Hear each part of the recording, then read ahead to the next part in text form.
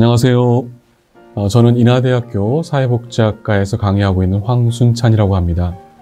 오늘은 우리 이웃에 사는 정신장애인의 삶이라는 주제로 함께 나누고자 합니다. 발병 전에는 어떤 이상이 생기냐면 감정이 우리가 이제 다양한 스펙트럼의 감정이 필요한데 이런 어떤 감정 반응들이 굉장히 이제 좁아지는 거죠. 그래서 상황에 맞게 적절한 감정을 표현하는 것이 줄어들면서 외부에서 봤을 때는 별다른 감정이 없는 것처럼 보인다. 이렇게 이제 반응 능력을 잃은 감정 상태를 보이는 경우가 많습니다. 그 다음에 이제 카메라에도 보면 줌 인, 줌 아웃 이렇게 끌어당기거나 밀어내거나 하는 기능이 있잖아요.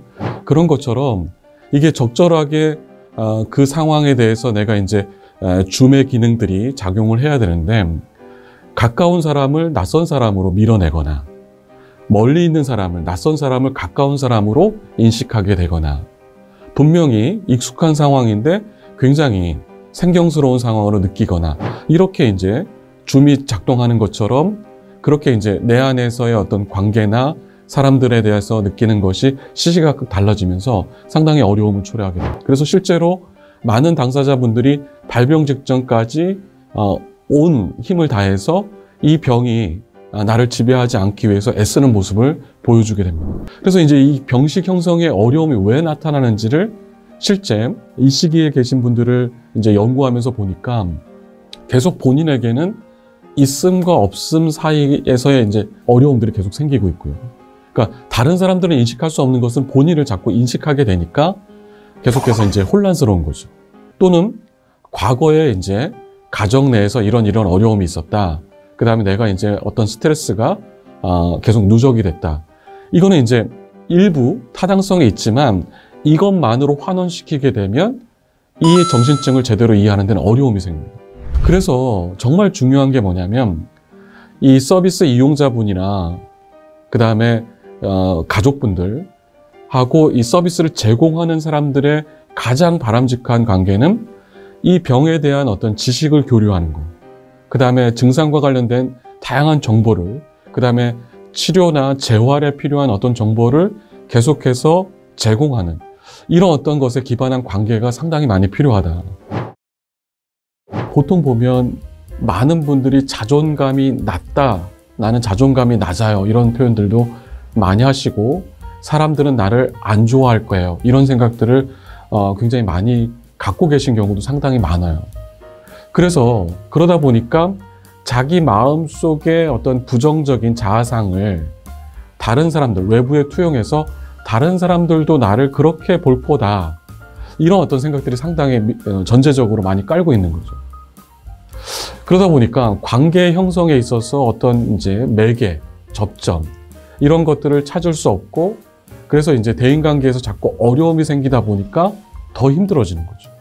이 공통감각, 아까 말씀드린 제가 타인과의 어떤 공감대 위에서 기본적인 커뮤니케이션이 가능하다라고 말씀드렸는데 이 공감 형성 자체가 기본적으로 위태위태하다 보니까 다른 사람들의 의도를 추측하고 이해 가능하게 하는 기본적인 원리가 결핍이 되는 거죠.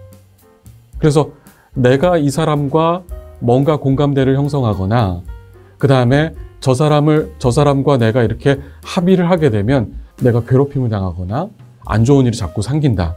이런 식의 자꾸 이제 생각들이 들다 보니까 그것이 원천적으로 어려워지는 상황이 발생하게 됩니다. 그 다음에 이제 다른 사람과 사람 사이에 크로싱 바운더리 이렇게 접점이 만들어져야지만 친구도 되고 인간관계도 형성이 되는데 그 접점을 찾을 수 있는 어디서부터 얘기를 해야 될까? 무슨 얘기를 해야 될까? 내가 이 얘기를 하면 저 사람이 어떻게 받아들일까?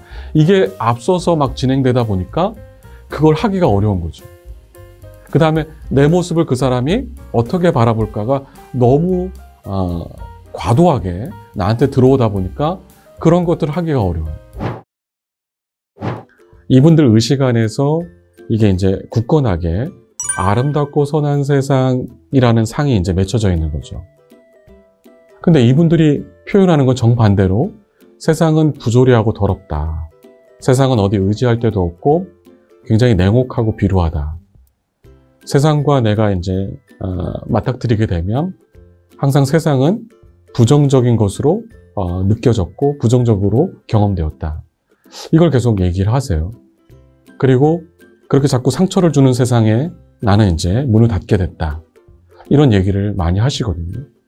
그러니까는 본인이 갖고 있는 이미지는 아름답고 선한 세상인데 실제 내가 만나는, 현실에서 만나는 세상은 정반대에 있다라는 얘기인 거죠.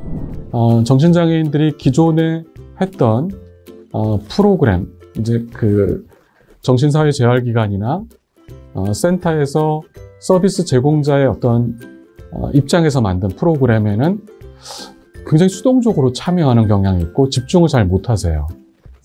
근데 본인들이 알고 싶은 거, 본인들이 하고 싶은 얘기를 원 없이 할 수 있는 프로그램을 하니까 2시간이고 3시간이고 토론을 하시더라고요. 그래서 이 몸을 활용한 방법을 많이 사용하시는 게 바람직한데요. 우선 몸으로 겪고 난 후에 생각은 나중에 하자. 가능하면 생각을 줄이고 몸으로 뭔가를 이렇게 경험하게 하자. 이런 것이 훨씬 긍정적이고요. 그 몸을 활용하는 시간만큼은 복잡한 생각으로부터 좀 벗어날 수가 있어요. 이분이 그냥 무조건 막 이렇게 맥락 없이 공격성을 보이기는 쉽지 않거든요. 무언가 이 공격성을 보이는 맥락이 있고 그 의도가 뭔지를 잘 파악하시는 게 중요해요. 그래야지만 다음에도 그런 어떤 공격성을 보일 수 있는 전제 조건을 조금 이제 미리 차단할 수가 있는 거죠. 그 다음에 이런 어떤 공격성을 통해서 당사자가 표현하고자 하는 것이 무엇인지. 사실은 우리가 이제 폭력이 일어나는 상황들을 보면 폭력이 일어나는 상황의 핵심은 이런 거예요. 누군가가 나를 무시했다. 또는 누군가가 나의 이야기를 들어주지 않는다. 이런 것들이 기본적인 핵심 이렇게 기제로 작동을 하거든요.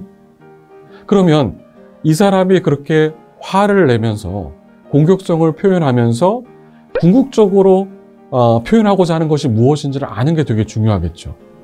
지금 이 그림은 그 LA에 있는 정신건강 관련 센터에 우리 그 회원분들이, 이용자분들이 이용하는 공간입니다.